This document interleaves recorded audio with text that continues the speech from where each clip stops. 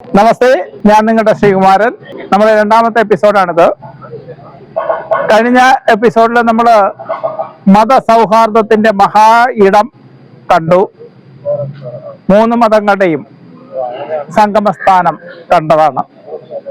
ഈ മൂന്ന് മതങ്ങളും അനുഷ്ഠാനങ്ങളാണോ, ആശയങ്ങളാണോ, മൂല്യങ്ങളാണോ എന്നൊരു അന്വേഷണം നമ്മൾ നടത്തുന്നത് വളരെ നന്നായിരിക്കും.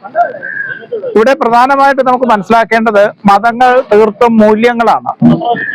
ആചാരങ്ങളോ അനുഷ്ഠാനങ്ങളോ അല്ല, അതിനപ്പുറം വരുന്ന മൂല്യങ്ങളാണ്. ആചാരാനുഷ്ഠാനങ്ങൾ വ്യക്തിഗതവും അത് അനുഷ്ഠിക്കുന്നവർക്ക് ഈശ്വരനിൽ എത്തിച്ചേരാനുള്ള മാർഗവുമാണ്. നമ്മൾ ഈ മതത്തിലെ മൂല്യത്തെക്കുറിച്ച് നമ്മൾ ചിന്തിക്കുമ്പോൾ മൂന്ന് മതത്തെയും ശ്രേഷ്ഠമാക്കുന്ന ഓരോ മൂല്യങ്ങൾ ഞാൻ പറയാം. ഒന്നാമതായി നമ്മൾ മുസ്ലിം മതത്തിലെ വളരെ ശ്രേഷ്ഠമായ ഒരു വാചകമാണ്, അയൽക്കാരൻ പട്ടിണി കിടക്കുമ്പോൾ ആകണ്ഠം ഉണ്ണുന്ന മുസ്ലിം അല്ല എന്ന്. ശരിയാണ്, ആ മതം നിർദ്ദേശിക്കുന്നത് അയൽക്കാരനെ സ്വന്തം സഹോദരനായി കാണാനാണ്.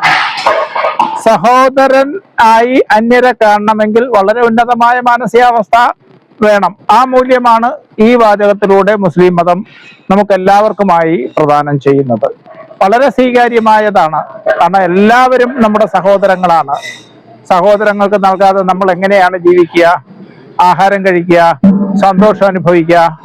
ഇപ്പൊ സുഖവും സന്തോഷവും എല്ലാം സഹോദരങ്ങൾക്ക് നൽകണം എന്ന് വെച്ചാൽ അർത്ഥം എല്ലാവരും ഈ ഭൂമിയിലെ സൗഭാഗ്യം ഒരുപോലെ അനുഭവിക്കണം എന്നാണ്. ഇതുപോലെ അത്യുന്നതമായ ഒരു വാചകമുണ്ട് ശ്രീ യേശുദേവന്റേതായി. അത് നീ നിന്റെ ശത്രുവിനെയും സ്നേഹിക്കുക എന്നതാണ്. അങ്ങനെ ശത്രുവിനെ സ്നേഹിക്കാൻ കഴിയണമെങ്കിൽ എത്ര ഉന്നതമായ മാനസികാവസ്ഥ വേണം? ആ ഉന്നതമായ മാനസികാവസ്ഥയിലേക്ക് എല്ലാവരും ഉയരുക. മനുഷ്യർ ശത്രുവിനെ സ്നേഹിക്കാൻ തുടങ്ങിയാൽ പിന്നെ ഈ ലോകത്ത് ശത്രുത ഉണ്ടാവില്ല, വൈരാഗ്യം ഉണ്ടാകില്ല. എല്ലാവരും സ്നേഹത്തോടെ സഹവർത്തിത്വത്തോടെ ജീവിക്കും.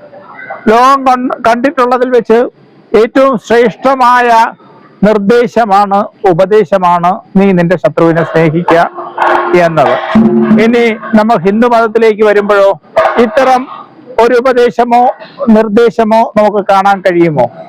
പരിശോധിക്കുമ്പോൾ വ്യക്തമാകും, ഈ നിർദ്ദേശവും ഉപദേശവും പ്രാവർത്തികമാക്കിയ ഒരു സംഗതി നമുക്ക് സനാതന മതത്തിൽ കാണാൻ സാധിക്കും.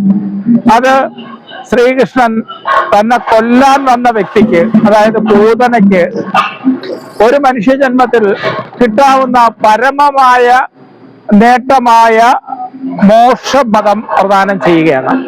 അതായത് ശത്രുവിന് പരമമായും എന്ത് കൊടുക്കാനാകുമോ അത് നൽകുക എന്ന പ്രവൃത്തിയാണ് ശ്രീകൃഷ്ണൻ പ്രവർത്തിച്ചു കണ്ടത്.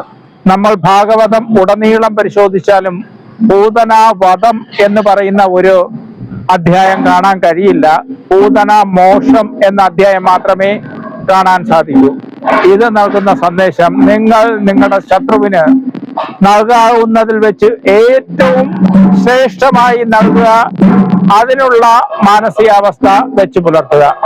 ഇത് അത്തിയർമഠം ക്ഷേത്രത്തിന്റെ ഉത്സവപ്പറമ്പാണ്. പിന്നണിയിൽ കേൾക്കുന്നത് ഉത്സവ മേളങ്ങളാണ്. അതിന്റെ മംഗളധ്വനിയിൽ ഇന്നത്തെ വീഡിയോ സമാപിക്കുന്നു. നന്ദി, നമസ്തേ.